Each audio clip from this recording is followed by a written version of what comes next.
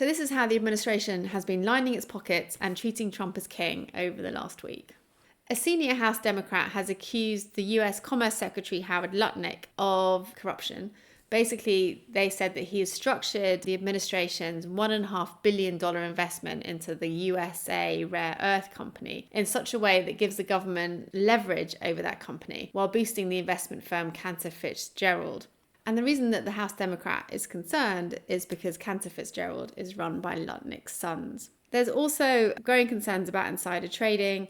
So someone or someone's made bets worth $500 million in the oil market just 15 minutes before Trump posted on Truth Social that he's had productive talks with Iran, which sent the price of oil falling. Whoever made that bet ended up making a profit of $500 million.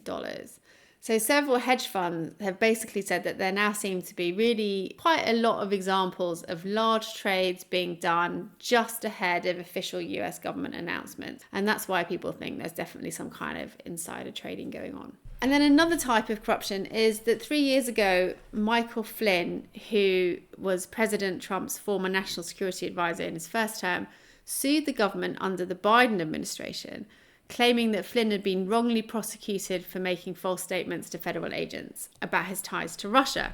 Under the Trump administration, the Justice Department has agreed to settle and to pay Flynn $1.25 million to settle the lawsuit. And that's basically just yet one more example of how the Trump administration is offering legal relief to those who are aligned with the president. The Fine Arts Commission now has a Trump-appointed panel. Last week, they approved a 24-karat gold coin featuring Trump's image. And this is despite the fact that federal law says that no living president can appear on US currency. But the Treasury Secretary has already authorized the minting of these coins. And if that's not enough, the Treasury Department now plans to add Donald Trump's signature to US bills.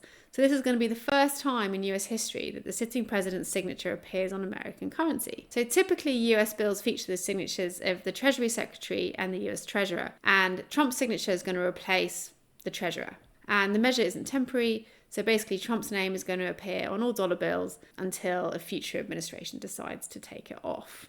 And finally, Republican leader of the House, Mike Johnson, presented Donald Trump last week with a newly concocted America First Award. So the America First Award is basically a made-up award, and it's following a series of other similar awards that have been manufactured and given to Trump over the last few months, like the FIFA Peace Prize and so on. These kind of sycophantic awards are just much more typical of populist authoritarian leaders than they are of democratically elected presidents.